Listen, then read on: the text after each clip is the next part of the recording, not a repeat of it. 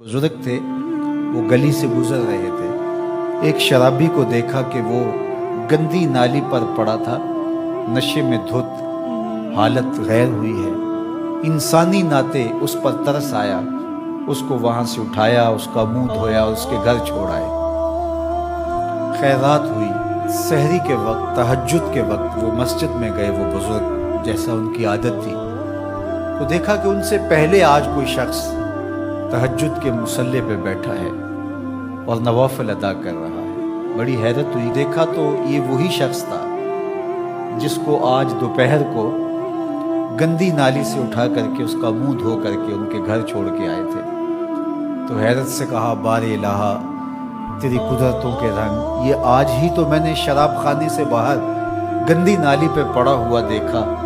आतफ से आवाज आई, मेरे बंदे, तूने इसका मुंह धो दिया था, मैंने इसका दिल धो दिया।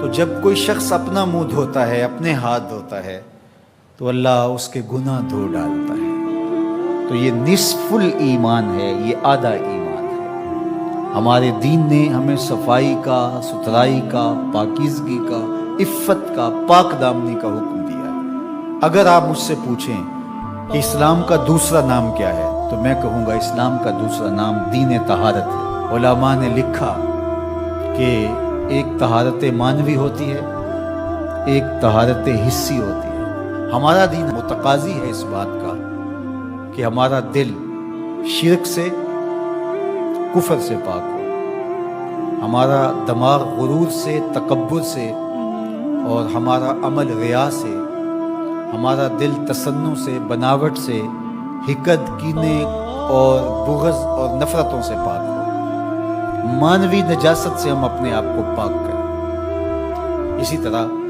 हम हर तरह के हदस से अपने आप को पाक करें, हद से असग़र हो या हद से अकबर हो। वज़ू से रहें, वज़ू पर वज़ू करना मुस्तहब है और ये क़ुर्बत इलाही का ज़रिया है। और हर वज़ू के साथ मिसवाक करना मुस्तहब है।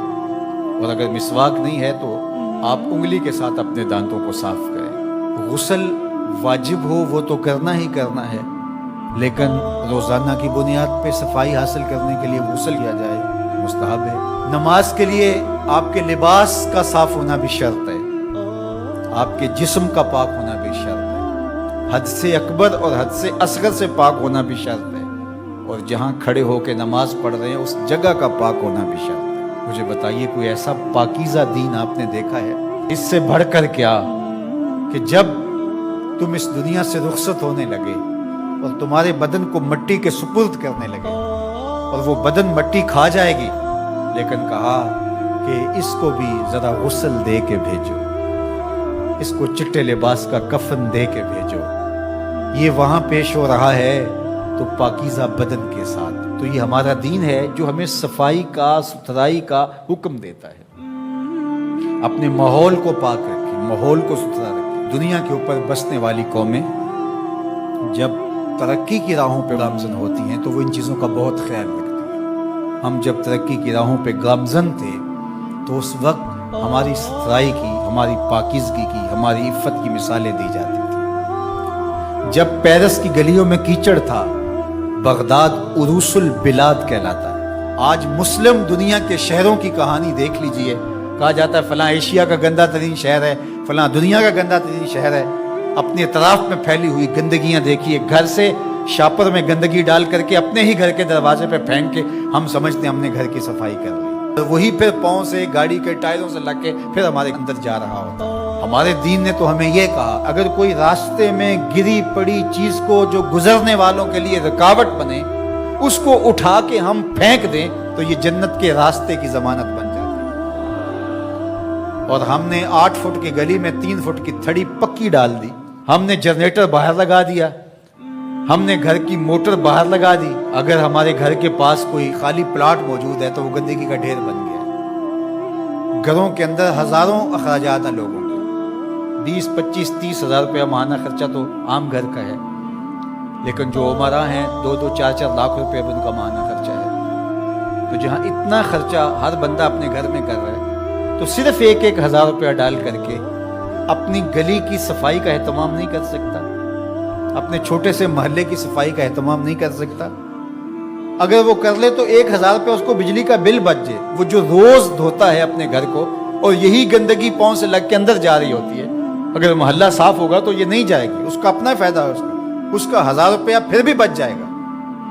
لیکن ہم اس کو کرنے کے لیے تیار نہیں. اپنے گھر کو صاف کر لیا اور باہر گندگی ڈال دی، اور دوسرے نے بھی اپنے گھر کو صاف کر لیا، باہر گندگی ڈال دی. راستے کے اندر گاڑی کھڑی کر دینا، چلتے راہ کے اندر ریت مٹی پھینک دینا، اور پھر 2 دن اس کو اٹھانا ہی نہ. لوگ اذیت سے گزرتے ہیں، کوئی بات نہیں. کس طرح کا معاشرہ بن گیا ہو؟ کس طرح بندہ گوارا کرتا ہے کہ اس نے سڑک پہ موٹر سائیکل کھڑی کی ہوئی ہے اور پیچھے ٹریفک رکی ہوئی ہے، اور وہ مزے سے جو ہے وہ اندر سے کلفی لے رہا ہے، کوئی اور چیز لے رہا ہے، اور لوگ ہارن بجا رہے ہیں. وہ کہتا ہے بیٹھ جاؤ، تنو آگے لگی ہے. وہ کہتے ہیں جی اس نے بھی تو روکا ہوا تھا، مجھے کیا ہے. عجیب کہانی ہے بھائی. کیا یہ ایک مسلمان کا طریقہ ہے؟ یہ تو ایک اچھے انسان کا طریقہ بھی نہیں. مسلمان تو اس سے اوپر والے درجے کا شخص ہوتا ہے. اچھا انسان ہونا بہت بڑی بات ہے، اچھا مسلمان ہونا تو اس سے بڑی بات ہے. ہم سوچیں کہ جو ہمارے تیور، لچھن، طرز زندگی، انداز معاشرت ہے، وہ ایک اچھے مسلمان ہونے کی تو دور کی بات، اچھے انسان ہونے کی بھی نہیں.